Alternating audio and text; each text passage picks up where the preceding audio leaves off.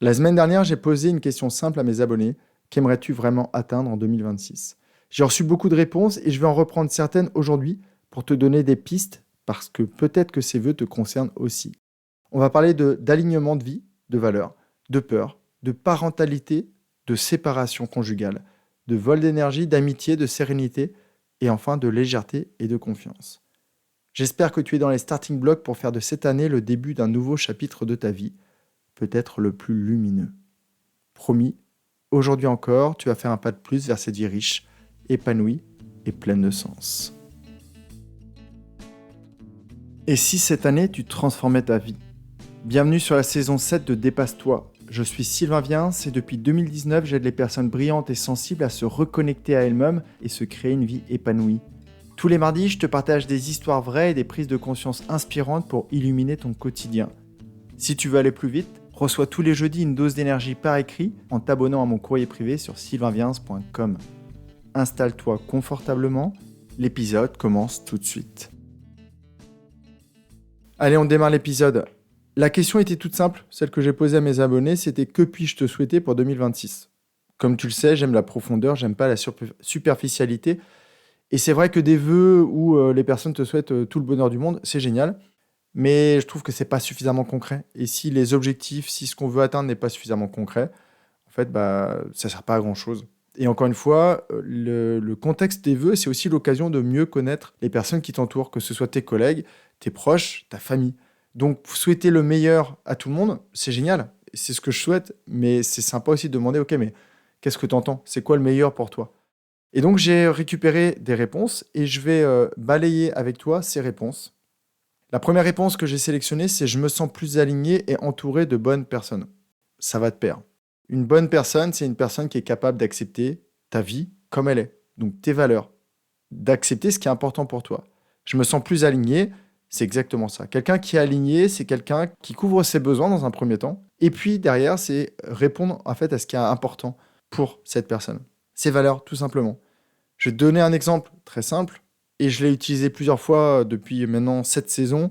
C'est quelqu'un, par exemple, qui bosserait pour Total Energy et qui serait fan d'écologie et de nature. Il risque d'avoir un déphasage entre ce qu'on va lui demander de faire, peut-être les projets sur lesquels il va devoir travailler, et ses envies profondes. Et ça pose vraiment des gros problèmes. Il y a une sorte de dissonance cognitive qui s'installe, et ça veut dire que cette personne, quand elle va être amenée à gérer ses projets, en fait, elle va pas du tout se sentir alignée avec sa mission. Et ça va lui créer des conflits internes. Et donc, on oublie la paix intérieure dont je parle régulièrement. Donc, l'idée, c'est vraiment que ta vie, que ton partenaire, ton quotidien, que ton travail, que ton environnement de vie soit aligné avec ce qui est important pour toi. Comment on fait? Je vais te donner juste une idée pour les valeurs parce qu'on pourrait en parler très très longtemps. Je vais te proposer une réflexion qui est extrêmement simple. Tout simplement, la prochaine fois que tu vas dans une de tes pièces préférées dans ta maison ou dans ton appartement, tu regardes ce qu'il y a dedans. Tu vas peut-être trouver des livres pour apprendre. Tu vas peut-être trouver des articles de sport pour travailler sur ton physique, sur ta santé. Tu vas peut-être trouver des photos de ta famille. Tu vas peut-être trouver des souvenirs de voyage. Et ces éléments-là, ça représente ce qui est important à tes yeux. Peut-être que c'est l'exploration du globe terrestre. Peut-être que c'est tes proches. Peut-être que c'est les relations amicales qui sont importantes. Et peut-être que tu auras plein de photos de tes amis affichées sur le mur. C'est hyper important de savoir voilà, qu'est-ce qui est important pour toi pour que tu arrives à aligner ta vie sur ces éléments-là. Je reviens sur le entouré de bonnes personnes. Ça ne veut pas dire que ton partenaire doit avoir exactement les mêmes valeurs. En revanche, comme pour le job et tes valeurs internes, tes valeurs profondes, dans l'idéal, il ne faut pas qu'il y ait un écart qui soit trop important. Si ton partenaire adore la superficialité, adore dépenser son argent à tout va dans le divertissement et tout ça, et que toi, tu aimes la philosophie, que tu aimes la profondeur, que tu aimes les balades en pleine nature, plutôt que les balades dans les grands supermarchés, à un moment, ça risque de poser problème. Ce n'est pas incompatible, c'est juste que peut-être qu'il faudra que chacun mette un peu du sien pour que vos relations soient belles. Et j'ai envie de te dire, c'est tellement plus simple d'être avec une personne qui aspire aux mêmes choses que toi. C'est pas tout le temps possible et c'est pour ça qu'aujourd'hui, il y a beaucoup de conflits dans les couples parce qu'au bout d'un moment, les valeurs, elles évoluent. avec l'âge, avec les prises de conscience. Et donc forcément, il y a des gros décalages qui se créent. Mais je ne vais pas rester là-dessus trop longtemps parce que je vais en parler du couple et un peu plus tard. La deuxième réponse que j'ai sélectionnée, c'est je me suis écouté et je suis passé outre la peur. Et derrière, une réponse qui est un peu similaire, c'est je ne me laisse plus guider par mes peurs et mon cœur est ouvert pour moi, ma fille et mon conjoint. Et là, on retrouve les deux mêmes aspects. En fait, dans la vie, tu as deux choix. Soit tu suis le chemin de la peur, de peur d'être abandonné, d'être isolé, le peur de manquer. Soit tu choisis l'amour. Tu écoutes ton guide intérieur, cette petite intuition qui te parle et qui te donne souvent ce que tu as besoin de faire, mais que tu vas pas forcément faire parce que tu as peur des conséquences. C'est hyper important. On retrouve, je me suis écouté, c'est vraiment ça. C'est écouter la petite voix que tu as à l'intérieur avant que ton loup noir se réveille, le petit loup blanc, et te dise, voilà, fais ci, fais ça, c'est ce qu'il te faut. Et derrière, bien sûr, il y a ton petit loup noir qui va se réveiller et qui va dire, oui, mais si tu fais ci, peut-être que tes parents ne vont pas apprécier, peut-être que ton partenaire ne va pas apprécier, peut-être que tu vas te mettre en danger, peut-être que tu n'auras plus d'argent si tu changes d'activité, peut-être que... Et en fait, c'est toutes ces peurs en fait, qui nous empêchent de vivre. Donc la peur est légitime, c'est une émotion qui doit nous renseigner sur ce qu'on vit, mais il ne faut pas l'écouter, en tout cas pas tout le temps. Et c'est hyper important de réussir à avoir ce qu'est une peur rationnelle, vraiment, une vraie conséquence, et une peur irrationnelle. Même si aujourd'hui, parce que tu fais un choix dans ta vie, par exemple, un de tes meilleurs amis te déconsidérait, c'est pas grave. Tu n'es plus au temps de la préhistoire, il va pas t'éjecter de sa grotte et tu vas pas te retrouver tout seul hors du clan. Et ça, c'est hyper important. C'est-à-dire que si tu veux vivre vraiment ta vie, il va falloir que tu écoutes ce qui te parle, ton intuition, donc t'écouter profondément et pas écouter la peur. Sinon, en fait, tu vas rester sur un chemin qui n'est pas le tien. Dans la deuxième réponse, il y avait un élément important, mon cœur est ouvert pour moi, ma fille et mon conjoint. Et je trouve ça génial. Et on revient un peu sur l'alignement. Tout simplement, je sais que pour elle, la personne qui compte le plus à ses yeux, c'est elle. Donc elle a compris l'intérêt de prendre soin d'elle pour pouvoir être capable de prendre soin des autres. En deuxième, sa fille, la chair de sa chair. Et en troisième, son conjoint. Et c'est super chouette d'avoir cet ordre-là. Je ne dis pas que c'est le meilleur ordre, hein, il y en a peut-être d'autres. Peut-être qu'avant le conjoint, il y aurait les chats, les chiens, les oiseaux et peut-être d'autres choses, et peut-être la famille génétique, entre guillemets. Mais voilà, c'est hyper important d'avoir une sorte de classement comme ça. Ça permet en fait juste de prioriser aussi les éléments. Par exemple, cette personne pourrait décider d'aller faire plaisir à sa fille, d'aller faire du shopping, mais si elle aime la nature et qu'elle se sent en manque d'énergie, c'est pas dans la galerie commerçante qu'elle va récupérer l'énergie. Donc dans l'idéal, il faudrait qu'elle prenne un petit temps pour elle, qu'elle retrouve de l'énergie, et quand sa barre à énergie est au maximum, là, elle peut proposer à sa fille d'aller faire ce qui va la nourrir, elle. La troisième réponse que j'ai sélectionnée, c'est une maman qui vient d'avoir son premier enfant et qui n'imaginait pas être un jour maman. Donc ça, c'est super chouette. Félicitations à toi si tu m'écoutes. Et en fait, elle veut lui transmettre le meilleur. Et c'est génial d'avoir cette optique-là. Et c'est pas, j'aime bien le côté, la différence entre meilleur et parfait. Le meilleur, c'est faire de ton mieux tous les jours en tant que maman. Et ça va forcément te demander des réajustements et ça va forcément aussi te faire grandir. Parce qu'en fait, quand tu deviens maman ou papa, voilà, tu as la responsabilité, pas seulement de toi, tu as la responsabilité d'une autre personne. Et ça crée pas mal de prise de conscience et des fois des difficultés. J'ai envie de proposer une petite pratique par rapport à ça. Et c'est un exercice en fait que j'ai mis en place il y a peut-être 18 mois maintenant, souvent que je propose aux personnes que j'accompagne. C'est de voir qu'est-ce qu'ils gardent et qu'est-ce qu'ils rejettent de leur éducation. Leurs parents ont fait du mieux qu'ils pouvaient avec ce qu'ils avaient. Donc ils ont fait des choses qui étaient extrêmement bien. Des fois, on les repère moins facilement que ceux qui étaient pas terribles. Donc l'idée, c'est de voir voilà, qu'est-ce qui était bien, qu'est-ce que je garde, qu'est-ce que je n'ai pas trouvé bien. Ça ne veut pas dire que ce n'est pas bien, c'est-à-dire que moi, ça ne m'a pas convenu. Et voilà. Et en fait, de garder l'essentiel. Donc de garder le positif, de transformer le négatif en positif. Et comme ça, tu feras de ton mieux avec ta fille. Et ça va te permettre voilà, d'identifier des choses que peut-être tu avais considérées négatives ou positives dans le passé. Et bien, ça va peut-être permettre de changer ton angle de vue et d'améliorer ta vie à travers celle de ton enfant. Et j'ai envie de te dire, petit rappel par rapport à la phrase que j'ai juste dit avant.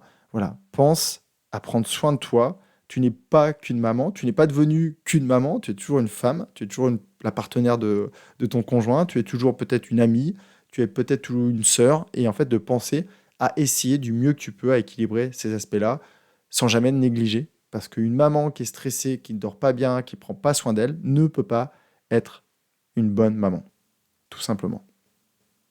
L'autre réponse que j'ai gardée, c'est une personne que j'ai accompagnée par le passé. Et de ce que je comprends, elle veut s'épanouir dans sa nouvelle vie à deux. Bon, ça me touche parce que je la connais très très bien. Donc forcément, voilà. Malheureusement, j'ai envie de dire, une part de moi savait déjà qu'il y avait un risque que ça arrive à ce niveau-là, mais c'est de voir le positif en fait. Quand on se sépare ou quand on change de système, on a l'impression, pendant un moment, on se dit, ah, on a fait une bêtise. Et on est plus guidé par la peur, on se dit qu'on a fait une bêtise, qu'il y a des choses qu'on ne retrouvera pas. Mais ce que je dis souvent aux personnes qui se séparent, c'est de se dire que la vie, elle est loin d'être finie. Et d'imaginer ce qu'elle va devenir. Et quand je dis d'imaginer ce qu'elle va devenir, c'est tous les aspects positifs. Je vais te donner un exemple. Une femme qui aurait 2 enfants aujourd'hui, qui se sépare de son conjoint. En fait, souvent une des grosses douleurs, des peurs qui survient, c'est je verrai moins mes enfants. Et oui, c'est vrai. Mais en fait, là, elle occulte les aspects positifs. C'est-à-dire qu'une semaine, elle aura ses enfants à ses côtés, elle va pouvoir faire plein de belles choses. Elle aura la liberté de leur donner l'éducation, entre guillemets, qu'elle considère être la bonne. Et une semaine sur 2, elle sera totalement libre. Ce sera à nouveau une femme célibataire, sans enfant. Et donc, elle va pouvoir faire des choses qu'elle ne pouvait pas faire par le passé. Parce que beaucoup de charges logistiques, parce que beaucoup de responsabilités. Là, elle pourra faire tout ce qu'elle veut. Si elle veut reprendre des cours de peinture, elle pourra. Si elle veut aller à des cours de yoga du soir, elle pourra. Si elle veut aller rencontrer des hommes, parce que ce ne sera pas le dernier homme de sa vie, la personne qu'elle a quittée, elle pourra. Et en fait, quand on commence à équilibrer les visions, donc est-ce que c'est bien ou pas? Il y a pas de réponse. Par contre, si on se focalise que sur les aspects négatifs, on a peur. Et c'est terrible, on s'angoisse, on stresse. Si maintenant on regarde les aspects positifs et négatifs, on rééquilibre la situation et on se sent beaucoup mieux. Si jamais tu es concerné par cette situation, demande à des amis qui ont peut-être fait ce pas il y a quelques années et ils vont te dire mais c'est génial, c'est super chouette, mes relations avec mes filles se sont améliorées ou avec mes enfants se sont améliorées et je me sens beaucoup mieux, je fais des choses qui me font du bien et quand je retrouve mes enfants, mais c'est l'éclat total, on fait des choses super sympas, c'est vraiment des moments de qualité, il n'y a plus le quotidien ou les routines ou les aspects un peu routiniers qui plombaient nos relations. L'autre réponse que j'ai sélectionnée, c'est j'ai enlevé de ma vie tout ce qui me volait mon énergie.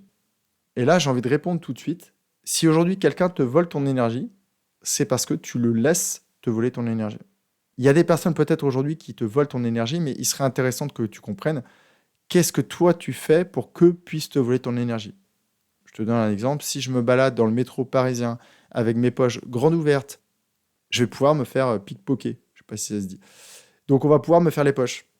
Maintenant, si je vais dans le métro, je ferme mes poches, je ferme mon sac, voire je mets mon sac sur mon ventre, plus personne ne pourra rien me voler. Et c'est pas une histoire d'environnement, c'est pas une histoire de personne, c'est plus personne ne pourra rien me voler. Donc ce serait intéressant de, peut-être en parallèle de ce que tu enlèves dans ta vie, de voir, voilà, qu'est-ce que j'ai fait, qu'est-ce qui a fait que ces personnes ont pu me voler des choses. Je sais pas si tu te rappelles, c'est un épisode sur le burn-out. Et en fait, je disais, une de mes clientes qui est arrivée en échange avec moi, qui me dit: «Oh là là, mon manager, il m'a volé tout mon énergie.» Et je me rappelle lui avoir posé la question: «Est-ce que c'est Dracula?» Je dis: Pourquoi Dracula?» Elle avait dû utiliser le terme sang, en fait, dans sa phrase. Et je dis: «Parce que Dracula, il peut hypnotiser ses victimes et leur sucer le sang. Mais si c'est un manager classique, il ne peut pas le faire. Sauf si tu lui tends ta jugulaire et que tu es soumise, en fait, à son pouvoir ou à son autorité.» Et donc là, j'ai envie de dire la même chose, c'est vraiment ça, c'est s'autoriser. Des fois, on a beaucoup plus de difficultés à s'autoriser à faire des choses. Par contre, on autorise les autres à faire des choses que nous, on ne fait pas. Si tous les matins, peut-être c'est la pratique que j'aurais envie de te conseiller, en tout cas à court terme, c'est tous les matins, tu te réveilles et tu dis: «Je me respecte. Je me respecte.» Et à chaque fois que tu sens que c'est un peu, que quelqu'un t'a volé ton énergie, mais que tu l'as laissé faire, Voilà, je me respecte. Donc la prochaine fois, c'est quoi la limite? C'est quoi la barrière que je vais ériger entre cette personne et moi pour qu'elle puisse plus le faire? Et tu pourrais être étonné des personnes, et peut-être que tu vas te rendre compte que tu n'as pas forcément besoin d'enlever ces personnes de ta vie parce qu'elles sont capables d'entendre les limites que tu vas poser.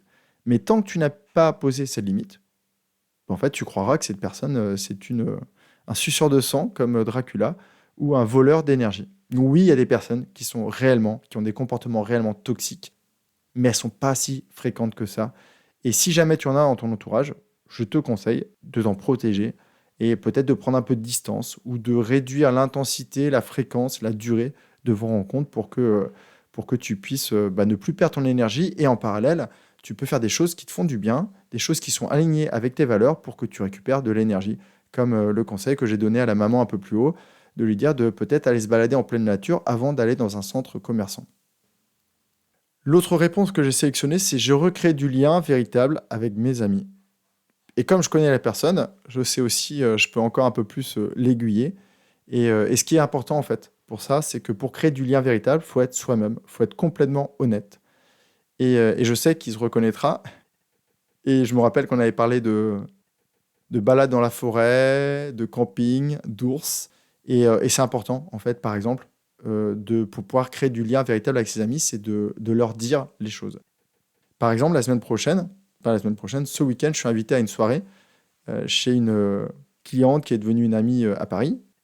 Et je lui ai dit que j'étais plus à l'aise dans les petits comités. Et donc, il allait avoir du monde. Et c'est un peu me rendre vulnérable, mais au moins, je lui explique que si jamais à 22h ou 23h, elle me voit partir, elle saura que peut-être mon énergie sociale s'est réduite et que j'avais besoin de partir. Et elle ne se fera pas des nœuds au cerveau en disant qu'est-ce que j'ai fait, qu'est-ce que j'ai pas fait, la soirée n'était pas sympa, mes amis n'étaient pas sympas.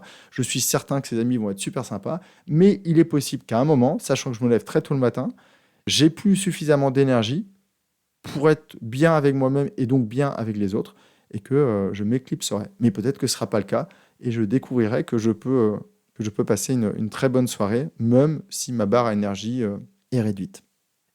Donc, pour recréer du lien véritable avec tes amis, dis-leur qui tu es. Et avant de faire ça, dis-toi à toi-même qui tu es. Affronte en fait peut-être les culpabilités, peut-être les zones d'ombre, les hontes que tu as. Et plus tu es à l'aise avec toi-même, en fait, plus tu seras à l'aise avec tes amis. Et je pense sincèrement, et je crois l'avoir dit plein de fois, pour créer de belles relations, il faut être capable de parler de ces tempêtes et d'assumer ces tempêtes, d'assumer les moments sombres de ta vie pour que eux les connaissent et te connaissent bien. Et ça, c'est chouette. Et c'est un peu ce que j'ai fait à travers le questionnement de mes abonnés, c'est que je pourrais vous dire, je vous souhaite tout le bonheur du monde, mais je ne sais pas ce que c'est pour vous. Et donc, si jamais je ne sais pas ce que c'est le bonheur pour vous, je ne peux pas vous aider à obtenir le bonheur. Donc là, grâce aux réponses, j'ai déjà des idées d'épisodes pour les mois qui vont arriver. Je continue, il m'en reste 2. Je suis plus serein et j'ai passé plus de temps avec mes proches, avec des moments de qualité. Donc la sérénité, elle se construit à l'intérieur.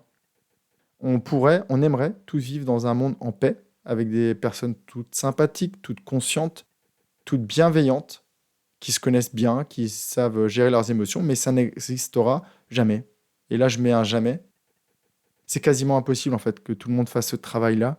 Il y aura toujours des personnes qui seront plus conscientes, qui n'auront pas forcément les comportements que l'on aime. Et je précise les comportements que l'on aime, parce qu'encore une fois, en fonction de nos valeurs, un comportement peut être jugé mal ou peut être jugé bon, entre guillemets. Donc, pour ça, plus de sérénité, c'est ce travail à l'intérieur, déjà en faisant des choses qui te plaisent, en travaillant sur peut-être ta respiration, tout simplement. Des fois, ça permet de faire beaucoup de choses. Peut-être aussi en travaillant sur le corps, en faisant plus de sport, pour te sentir plus serein. Et passer plus de temps avec mes proches, avec des moments de qualité, en fait, ça se crée. Ça arrive rarement par hasard. Ça peut, hein. Mais en fait, ce qu'il faut faire, c'est réussir à prioriser ses proches et avec eux, créer des moments de qualité. Alors, c'est quoi un moment de qualité? C'est un moment où toi, tu es aligné avec tes valeurs et où la personne est alignée avec ses valeurs, dans l'idéal. Mais encore une fois, ce n'est pas forcément le cas. Je reprends l'exemple de la maman qui, remplie d'énergie après sa balade en pleine nature, pourrait aller dans une galerie commerçante avec sa fille. Mais sa fille fait partie de ses valeurs.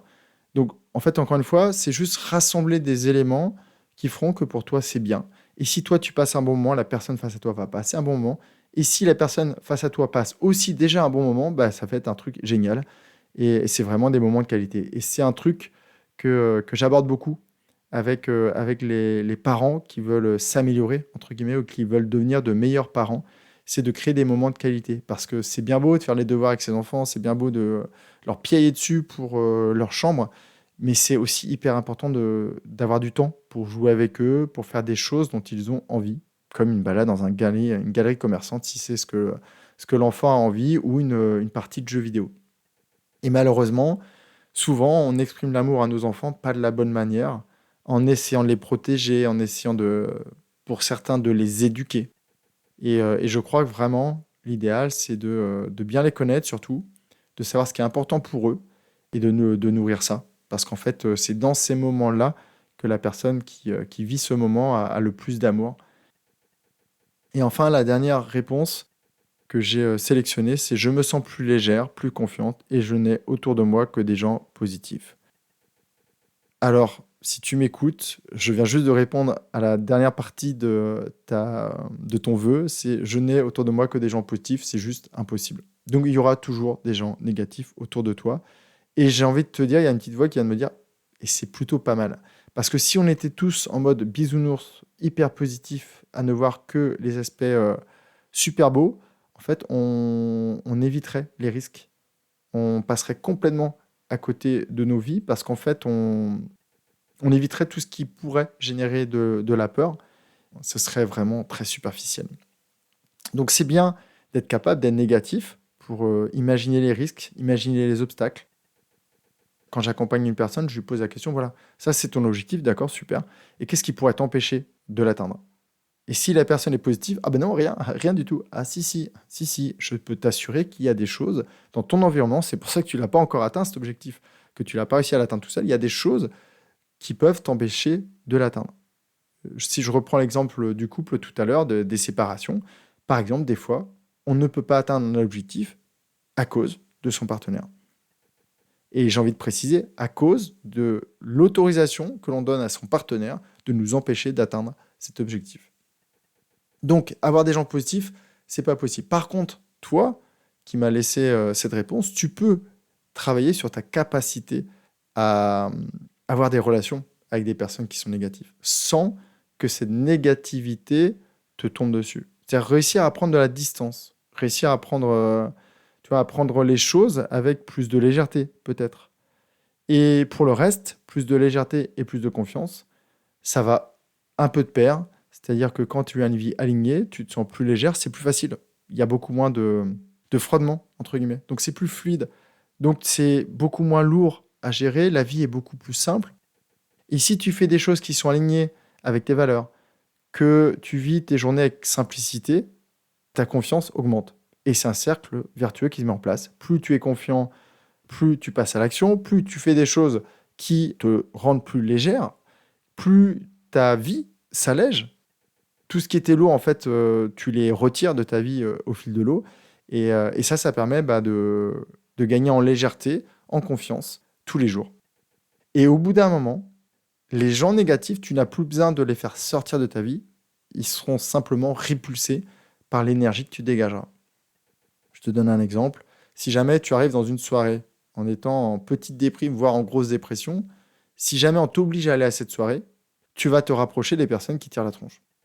Si jamais toi, tu te sens légère, confiante, belle, intérieurement et extérieurement, tu vas être souriante.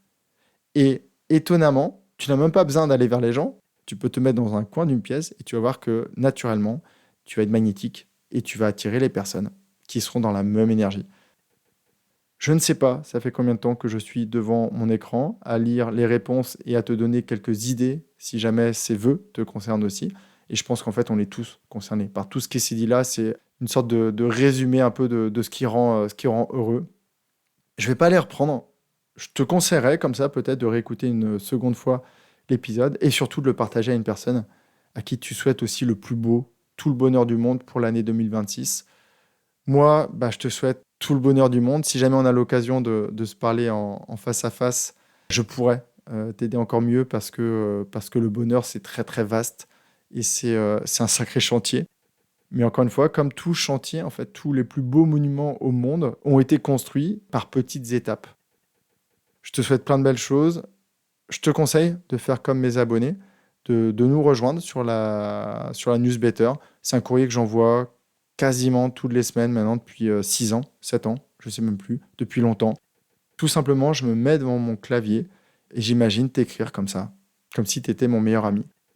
Et si jamais tu veux aller plus loin et que l'on parle tous les deux de ton bonheur, tu sais aussi où je suis. Et voilà, j'en perds mes mots, je te souhaite plein de belles choses et je m'envole. Prends bien soin de toi. Bye bye. Merci d'avoir écouté jusqu'ici et si cet épisode t'a parlé, il parlera sûrement à quelqu'un que tu aimes. Alors pense à le lui partager tout de suite. Pense aussi à me laisser une note sur ta plateforme d'écoute et abonne-toi au podcast pour ne rien louper. Je te retrouve jeudi dans mon courrier privé et je te dis à très vite.